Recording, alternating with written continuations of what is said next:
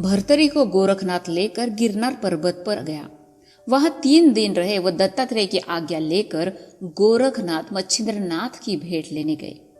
तब दत्तात्रेय उससे बोले कि बहुत दिन हुए मच्छिंद्रनाथ से भेंट नहीं हुई, इसलिए एक बार मुझसे मिलने आओ।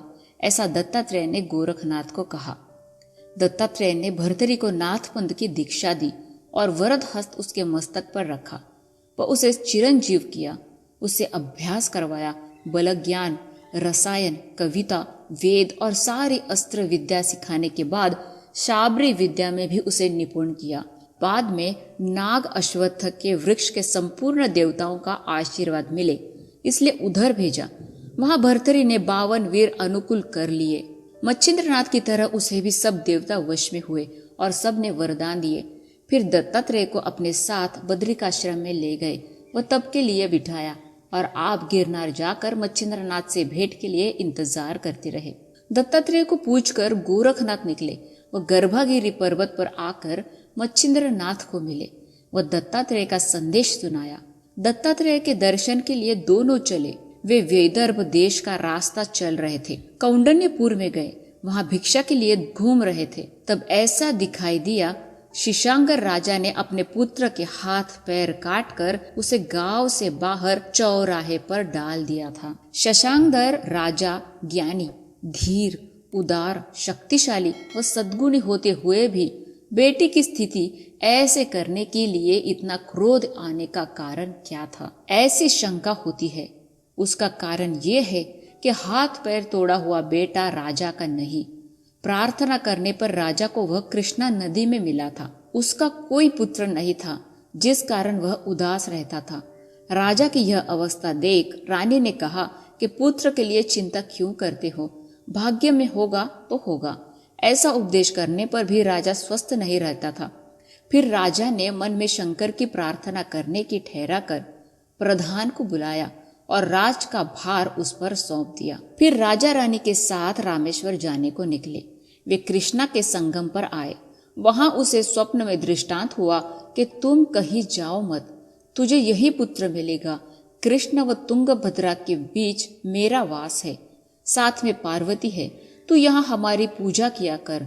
स्वप्न के हिसाब से मैं वह संगम पर देखने लगा तो उसे एक पुराना लिंग दिखाई दिया। वह यही रामेश्वर है, ऐसा उसका विश्वास हुआ। राजा ने उसकी प्राण प्रतिष्ठा की। जय जय शिव संगमेश्वर ऐसा कहने लगा।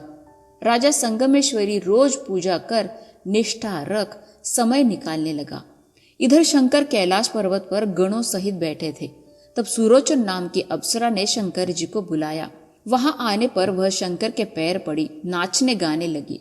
शंकर जी की प्रसन्न मुद्रा देख मोहित हुई, इसलिए ताल सुर गलत हुआ। वह शंकर जी के ध्यान में आकर वे उसे बोले, सुरोचन तेरे मन का भाव में समझ गया। तू मन से भ्रष्ट होने के कारण भद्रा संगम पर मित्राचार्य ब्राह्मण के यहाँ तेरा जन्म होगा। शंकर जी ने शाप दिया, इसलिए उसे डर लगा। वह स्वर्ग छूटेगा, इसलिए बुरा लगा। शंकर से रत होने का विचार लाने का यह परिणाम हुआ। फिर उसने शंकर जी की प्रार्थना की और उशाप मांगा। तब भगवान शंकर ने प्रसन्न होकर उसे उशाप दिया कि तू मृत्युलोक में जन्म ले, मेरा तुझे स्पर्श होते ही स्वर्ग में आएगी। इस तरह उशाप लेकर वह निकली। वह मित्राचार्य के घर उसकी स्त्री शरयू के गर्भ से जन्म लिया।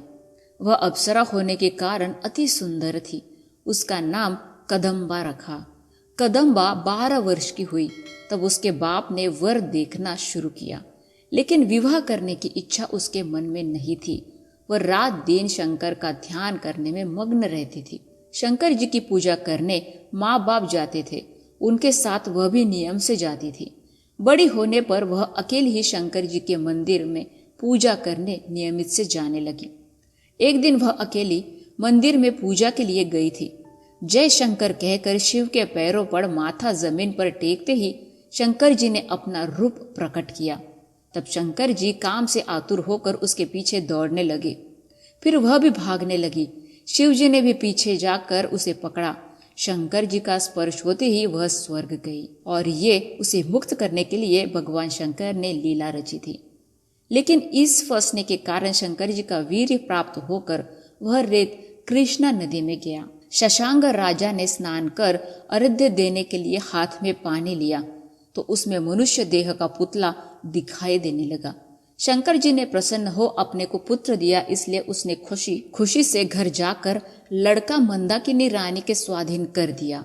वह उसे बताया, ब्रह्मदेव, शंकर, विष्णु, इंद्र, बृहस्पति, इनमें से किसी ने अवतार लिया होगा, ऐसा उसे लगा। रानी उसे लाड़ प्यार करने लगी। उसका नाम कृष्णागर रखा। रीति के सारे संस्कार किए।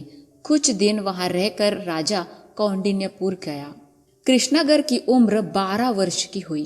तब उसका विवाह करने की मन में लाकर राजा ने योग्य लड़की देखने के लिए देशों देश में आदमी भेजना शुरू किया, लेकिन योग्य लड़की न मिलने से वे फिर कौंडिन्यपुर में गए। वह राजा को बताया। कुछ दिन के बाद मंदाकिनी रानी मर गई। राजा बहुत दुखी हुआ। आगे राजा को विषय वासना की पीड़ा होने लगी। तब उसने शादी करने का विचार किया और प्रधान को लड़की देखने को कहा। बहुत सी लड़कियों की पत्रिका आई।